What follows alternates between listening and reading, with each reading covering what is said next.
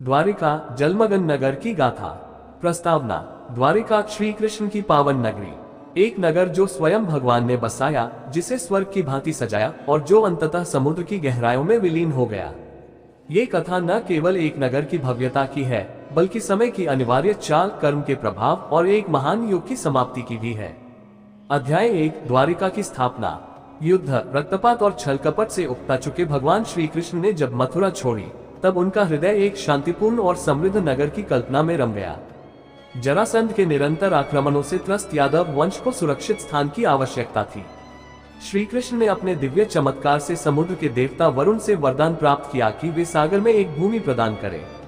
वरुण देव ने कृष्ण की विनती स्वीकार की और समुद्र ने अपनी लहरों के बीच से एक विशाल भूमि प्रकट की। ये भूमि ही थी द्वारिका। कृष्ण ने विश्वकर्मा को आदेश दिया कि वे इस नगर को स्वर्ग से भी सुंदर बनाएं। विश्वकर्मा ने चमत्कारी महलों, स्वर्ण से जड़े मंदिरों, विशाल उद्यानों, सरोवरों और अद्भुत भवनों से द्वारिका को सजाया। नगर के चारों ओर समुद्र था और इसके मध्य में सुंदर महल, रंग बिरंगे बाजार, सुगंधित उपवन और कलकल करते जलकुंड थे। यह नगर न केवल अपनी भव्यता के लिए प्रसिद्ध था, बल्कि अपनी न्यायप्रियता, समृद्धि और सुख शांति के लिए भी जाना जाता था। अध्याय 2, द्वारिका का वैभव। द्वारिका में श्री कृष्ण का महल अत्यंत दिव्य था, जहां रुक्मिणी, सत्यभामा, जाम्बूती और उनकी अन्य रानियां निवास करती थीं। यहाँ हर गली में सोने के दीप जलते, चांदी की सड़कों पर अश्व और रथ चलते और महलों की दीवारें माणिक्य और हीरो से जड़ी थी। यह नगर समृद्ध व्यापार का केंद्र भी था, जहाँ दूर दूर से व्यापारी आते और अपनी वस्तुएं बेचते। द्वारिका में धन धान्य की कोई कमी नहीं थी और यहाँ रहने वाले सभी लोग सुखी और संतुष्ट थे। द्वारिका केवल ऐश्वर्य का केंद्र नहीं थी, बल्कि यह धर्म और नीति का भी गढ़ थी। श्री कृष्ण स्वयं न्यायाधीश थे और उनके राज में कोई अन्याय नहीं था। यहाँ न तो चोरी थी, न भूख, न भय। नगर में विद्वानों, ऋषियों और योगियों का आदर किया जाता था। अध्याय 3, महाभारत और यदुवंश का अंत। महाभारत युद्ध के बाद श्री कृष्ण ने जब युद्ध का परिणाम देखा तो वे व्यथित हो उठे। धर्म की स्थापना के लिए उन्होंने अपने ही परिजनों, कौरवों और पांडवों को युद्ध में झोंक दिया था। पांडवों की विजय के बावजूद यदुवंशियों में अहंकार और वैमनस्य पनपने लगा। एक दिन जब कुछ यदुवंशी राजकुमारों ने मुनियों का अपमान किया, तब उन्होंने क्रोधवश श्राप दिया कि यदुवंश का नाश होगा। ये श्राप धीरे धीरे सत्य सिद्ध होने लगा। एक दिन प्रभास क्षेत्र में यदुवंशी मदिरापान कर आपस में ही युद्ध करने लगे। भगवान कृष्ण स्वयं अपने कुटुंबियों को एक दूसरे की हत्या करते देख रहे थे। देखते ही देखते पूरा यदुवंश नष्ट हो गया। अध्याय 4, श्री कृष्ण का प्रस्थान। जब द्वारिका उजड़ गई और श्री कृष्ण के अपने लोग ही समाप्त हो गए, तब उन्होंने समझ लिया कि अब उनका कार्य पूर्ण हो चुका है। वे एकांत में वन में चले गए, जहां एक शिकारी ने गलती से उन्हें हिरण समझकर तीर मार दिया। वह तीर उनके पांव में लगा और धीरे धीरे श्री कृष्ण ने अपनी लीला समाप्त की। कृष्ण के देहत्याग के साथ ही द्वारिका पर संकट के बादल घिर आए। जैसे ही भगवान ने धरती छोड़ी, समुद्र ने अपनी लहरों को उठाया और द्वारिका को लीलने लगा। देखते ही देखते ये दिव्य नगर जलमग्न हो गया। अध्याय 5, द्वारिका का जल में विलय। समुद्र की लहरों ने धीरे धीरे द्वारिका को अपने भीतर समेट लिया। स्वर्ण महल, मंदिर, उद्यान और द्वारिका के भव्य द्वार और धीरे धीरे जल में समा गए। लोग भयभीत होकर इधर उधर भागे, परंतु वे इस प्रलय को रोक नहीं सके। ये दृश्य देख बची खुची प्रजा ने रोते हुए भगवान कृष्ण को याद किया। जो नगर कभी स्वर्ग की उपमा था, वह अब जल के गर्भ में समा चुका था। ये वही नगर था जहां श्री कृष्ण ने अपनी लीला रची थी, जहां धर्म का पालन होता था, परंतु काल के प्रभाव से, पाप और अहंकार के कारण यह अंततः नष्ट हो गया। द्वारिका का रहस्य। आज भी समुद्र की गहराइयों में द्वारिका के अवशेष मिलते हैं। वैज्ञानिक और पुरातत्वविदों ने खोज की है कि गुजरात के समुद्र में प्राचीन द्वारिका के प्रमाण मिलते हैं। ये प्रमाण केवल एक पौराणिक कथा नहीं, बल्कि इतिहास की सत्यता की ओर संकेत करते हैं। द्वारिका का जलमग्न होना हमें ये सीख देता है कि कोई भी नगर, चाहे कितना भी समृद्ध क्यों न हो, जब अहंकार, अधर्म और पाप का मार्ग अपनाता है, तो उसका नाश निश्चित है। जो आया है उसे जाना ही होगा। यही संसार का नियम है। अध्याय 6, द्वारिका के विनाश के अन्य कारण। द्वारिका के जलमग्न होने के पीछे केवल एक ही कारण नहीं था। कई दृष्टिकोण से इसके विनाश को समझने की आवश्यकता है। 1, प्राकृतिक कारण और समुद्री प्रलय। समुद्र एक अजेय शक्ति है। जब द्वारिका का निर्माण हुआ, तब ये समुद्र के भीतर एक सुरक्षित द्वीप जैसा था, लेकिन समय के साथ समुद्र का स्तर बढ़ता गया। वैज्ञानिक मानते हैं कि भौगोलिक बदलावों और जलवायु परिवर्तन के कारण द्वारिका जल के अंदर समाने लगी। भूकंप और सुनामी जैसी प्राकृतिक आपदाओं ने भी इस विनाश को तेज किया होगा। 2. भगवान कृष्ण का मोहभंग। महाभारत के युद्ध के बाद श्री कृष्ण स्वयं भी संसार से विरक्त हो चुके थे। उन्होंने अपने प्रियजनों को खो दिया था और अब उनके लिए इस संसार में कोई कार्य शेष नहीं था। जब भगवान स्वयं ही इस धरती को छोड़ने के लिए तैयार हो गए तो उनका निवास स्थान भी उनके साथ समाप्त हो गया। 3. यदुवंश का पतन और अधर्म का प्रभाव। यदुवंश अत्यंत शक्तिशाली था, परंतु शक्ति के साथ साथ उनमें अहंकार भी आ गया था। वे अपनी ताकत का दुरुपयोग करने लगे थे और धीरे धीरे धर्म की मर्यादाओं को तोड़ने लगे थे।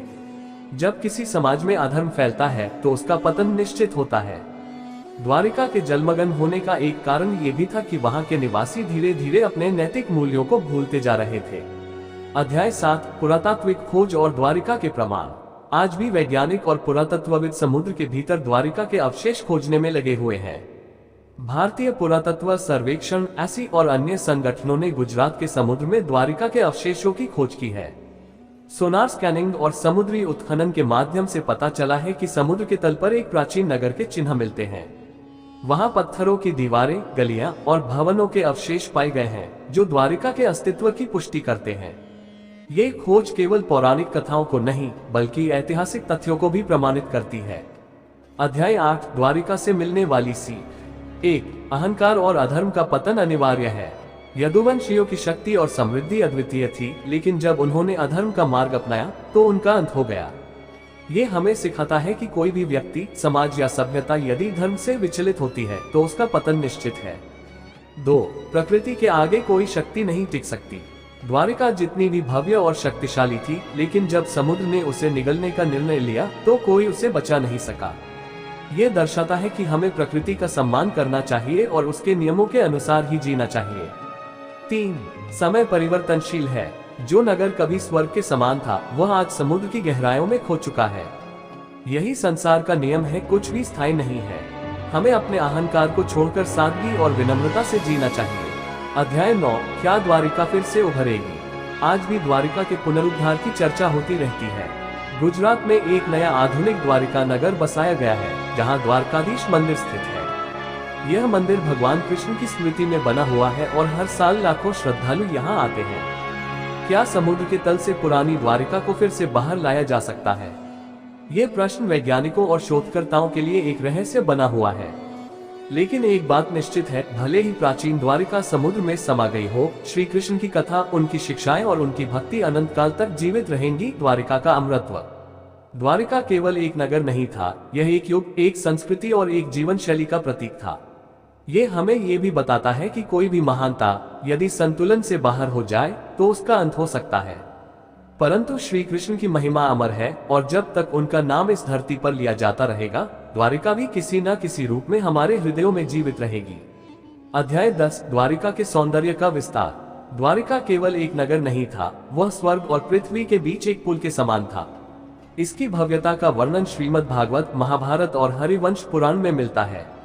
1. स्वर्ण और रत्नों से बनी सड़कों और महलों की चकाचौंध। द्वारिका में जाने वाली सड़कें इतनी चमकदार थी कि सूर्य की रोशनी उन पर पड़ते ही वे हीरो की तरह झिलमिलाने लगती थी। महल और भवनों की दीवारें सोने और चांदी से बनी थी, जिन पर नक्काशी की गई थी। रत्नों से सजे द्वार, चंदन की लकड़ी से बने खंभे और माणिक्य से जड़ी छतें इस नगर को दिव्यता प्रदान करती थी। 2. समुद्र के मध्य द्वारिका का अभेद्य किला। यह नगर समुद्र के मध्य बसा था और चारों ओर से जल से घिरा था। इसकी सुरक्षा इतनी मजबूत थी कि कोई भी बाहरी आक्रमणकारी इसे आसानी से नहीं जीत सकता था। नगर में विशाल किले और भव्य तोरण द्वार थे जो इसे अद्वितीय बनाते थे। 3. उद्यान, सरोवर और नदियां। द्वारिका में जगह जगह सुगंधित उद्यान थे जहां सुंदर पुष्प खिले रहते थे। कमल और अन्य जलकुंभियों से सजे सरोवर नगर की शोभा बढ़ाते थे। यहाँ पर मोर, हंस और अन्य पक्षी अपनी मधुर ध्वनियों से वातावरण को संगीतमय बना देते थे। 4. श्री कृष्ण का हर महल अद्वितीय था। भगवान श्री कृष्ण की 16,108 पत्नियां थीं और प्रत्येक रानी के लिए उनका एक अलग महल था। इन महलों को विश्वकर्मा ने इतनी कुशलता से बनाया था कि प्रत्येक महल अन्य से भिन्न था। महलों में चांदी की सीढ़ियां, संगमरमर के फर्श और दीवारों पर सोने के चित्र बने हुए थे। अध्याय 11 द्वारिका के मंदिर और धार्मिक स्थल। 1 द्वारकाधीश मंदिर। यह मंदिर स्वयं भगवान श्री कृष्ण का निवास स्थान माना जाता था। इस मंदिर की दीवारों पर सुंदर चित्रकारी थी, जिसमें भगवान की बाल लीलाएं, रासलीला और कंसवध जैसी घटनाएं चित्रित थी। 2 रुक्मिणी देवी मंदिर। रुक्मिणी देवी, जो श्री कृष्ण की मुख्य पत्नी थी, उनके लिए अलग से एक भव्य मंदिर बनाया गया था। यहाँ प्रतिदिन रुक्मिणी माता की पूजा होती थी और उनके चरणों में चंदन, केसर और कमल अर्पित किए जाते थे। 3 समुद्र किनारे ध्यान स्थल। नगर के किनारे समुद्र के पास कई ध्यान स्थल थे, जहाँ ऋषि और संत ध्यान करते थे। यहाँ से समुद्र की लहरों की ध्वनि और पवन की शीतलता भक्तों को ध्यान में मग्न कर देती थी। अध्याय 12 द्वारिका का व्यापार और आर्थिक समृद्धि। 1 व्यापार का केंद्र। द्वारिका केवल धार्मिक स्थल नहीं, बल्कि एक बड़ा व्यापारिक केंद्र भी था। यहाँ दूर दूर से व्यापारी आते थे और अपने मूल्यवान वस्त्र, आभूषण, घी, मसाले और धातुएं बेचते थे। 2 समुद्री व्यापार का मुख्य बंदरगाह। चूंकि द्वारिका समुद्र के किनारे बसी थी, इसलिए ये समुद्री व्यापार के लिए भी प्रसिद्ध थी। यहाँ से नाविक सुदूर देशों तक व्यापार करने जाते थे और मोती, रत्न और मसाले निर्यात करते थे। 3 कृषक और पशुपालन का मुख्य केंद्र। यद्यपि द्वारिका समुद्र के पास थी, फिर भी इसके चारों ओर उपजाऊ भूमि थी। यहाँ बड़े बड़े गौशालाएं थी, जहाँ हजारों गाय थीं, जिनका दूध, घी और मक्खन पूरे भारत में प्रसिद्ध था। अध्याय 13 द्वारिका का पतन एक और दृष्टिकोण। इतिहासकार और पौराणिक कथाएं बताती हैं कि द्वारिका का विनाश केवल समुद्र के कारण नहीं हुआ, बल्कि यह सामाजिक और राजनीतिक पतन का परिणाम भी था। 1 यदुवंशियों का आपसी संघर्ष। महाभारत युद्ध के बाद यदुवंशियों में धीरे धीरे घमंड और अहंकार बढ़ने लगा। वे एक दूसरे से ईर्ष्या करने लगे और उनके बीच अनबन शुरू हो गई। ये झगड़े अंततः विनाश का कारण बने। 2 ऋषियों का श्राप। जब यादवों के कुछ राजकुमारों ने ऋषियों के साथ मजाक किया और उनसे अभद्रता की, तो ऋषियों ने श्राप दिया कि यदुवंश आपस में ही लड़कर समाप्त हो जाएगा।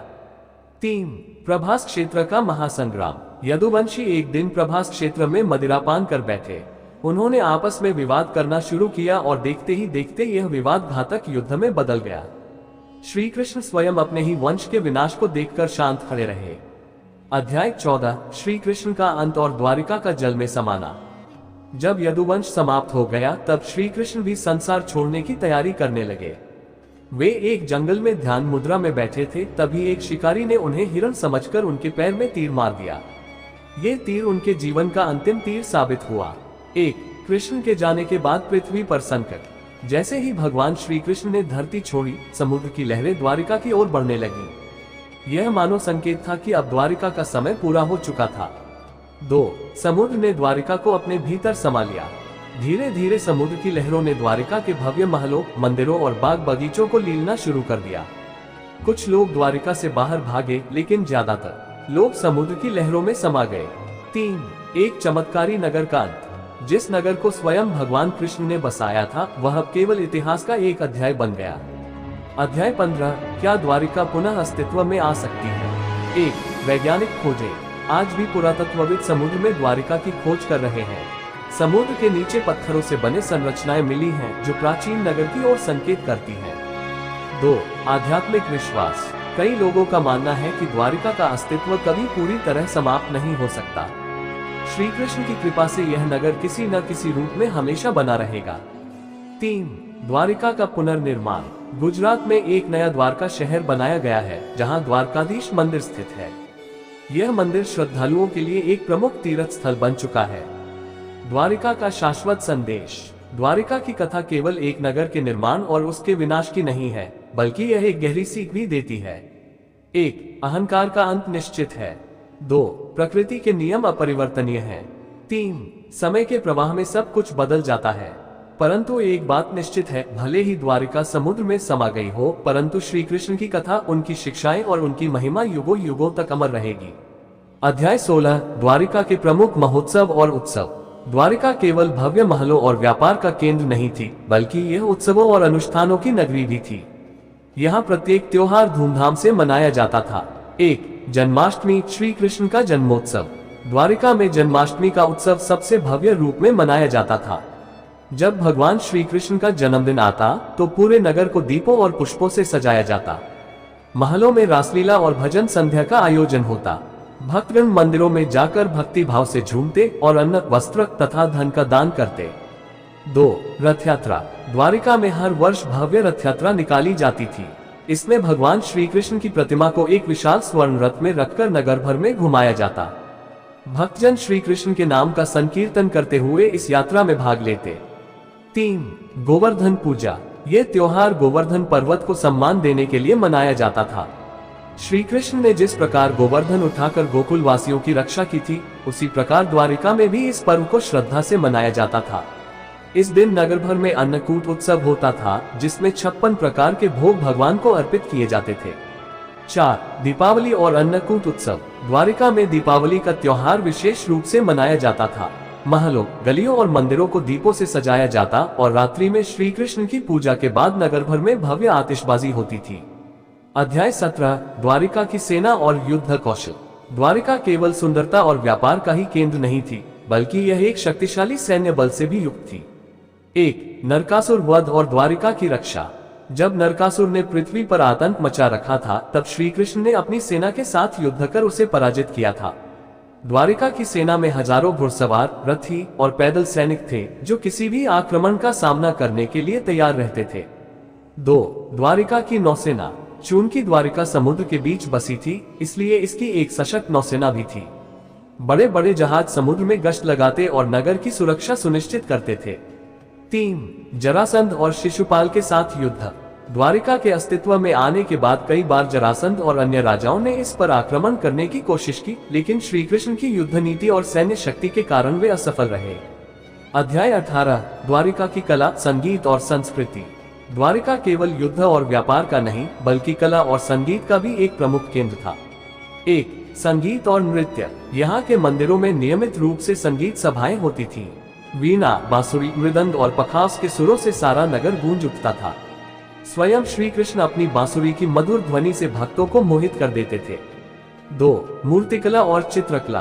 द्वारिका के महलों और मंदिरों की दीवारों पर सुंदर चित्रकारी की जाती थी। यहाँ के कलाकारों ने अद्भुत मूर्तियां बनाई थीं, जिनमें श्री कृष्ण के विभिन्न रूपों को दर्शाया गया था। 3. साहित्य और वेदों का अध्ययन। द्वारिका में विद्वानों और ऋषियों के लिए अलग अलग आश्रम बनाए गए थे, जहाँ वेदों, उपनिषदों और अन्य शास्त्रों का अध्ययन किया जाता था। अध्याय 19। द्वारिका का सामाजिक जीवन। 1. धर्म और न्याय व्यवस्था। श्री कृष्ण के शासन में न्याय का विशेष ध्यान रखा जाता था। कोई भी व्यक्ति, चाहे वह राजा हो या सामान्य नागरिक, कानून के प्रति उत्तरदायी था। 2. नारी सम्मान और स्वतंत्रता। द्वारिका में महिलाओं को उच्च स्थान प्राप्त था। यहाँ की रानियां रुक्मिणी, सत्यभामा, जाम्बूती सभी बुद्धिमान और शक्तिशाली थीं। वे केवल महलों में रहने वाली स्त्रियां नहीं थीं, बल्कि उन्होंने युद्धों में भाग लिया और नीति निर्माण में भी योगदान दिया। 3. दान और करुणा। द्वारिका में दान पुण्य को सर्वोच्च स्थान दिया गया था। यहाँ हर व्यक्ति को भोजन, वस्त्र और शिक्षा की सुविधा प्राप्त थी। अध्याय 20। क्या द्वारिका फिर से उभर सकती है? 2. श्री कृष्ण की भविष्यवाणी। ये कहा जाता है कि भगवान श्री कृष्ण ने स्वयं कहा था कि एक दिन द्वारिका फिर से उभरेगी और संसार को फिर से धर्म का संदेश देगी। 3. आध्यात्मिक द्वारिका। यद्यपि भौतिक द्वारिका समुद्र में समा गई, लेकिन आध्यात्मिक रूप में ये हमेशा जीवित रहेगी। श्री कृष्ण का संदेश, उनकी शिक्षाएं और उनकी भक्ति युगों युगों तक बनी रहेगी। अध्याय 21। द्वारिका की कथा से सीख। 1. अहंकार और अधर्म का अंत। निश्चित है, यदुवंशियों की शक्ति और समृद्धि अद्वितीय थी, लेकिन जब उन्होंने अधर्म का मार्ग अपनाया तो उनका अंत हो गया। 2. प्रकृति से छेड़छाड़ का परिणाम भयंकर होता है। समुद्र के किनारे बसे नगरों के लिए ये चेतावनी है कि प्रकृति के नियमों को समझे बिना कोई भी निर्माण अधिक समय तक नहीं टिक सकता। 3. समय परिवर्तनशील है। जो नगर कभी स्वर्ग के समान था, वह आज समुद्र की गहराइयों में खो चुका है। यही संसार का नियम है, कुछ भी स्थायी नहीं है। निष्कर्ष। द्वारिका की अमरता। द्वारिका केवल एक नगर नहीं था, यह एक युग, एक संस्कृति और एक जीवन शैली का प्रतीक था। ये हमें ये भी बताता है कि कोई भी महानता यदि संतुलन से बाहर हो जाए तो उसका अंत हो सकता है, परंतु श्री कृष्ण की महिमा अमर है और जब तक उनका नाम इस धरती पर लिया जाता रहेगा, द्वारिका भी किसी न किसी रूप में हमारे हृदयों में जीवित रहेगी। जो आया है उसे जाना ही होगा, परंतु धर्म, प्रेम और सत्य की ज्योति कभी बुझती नहीं।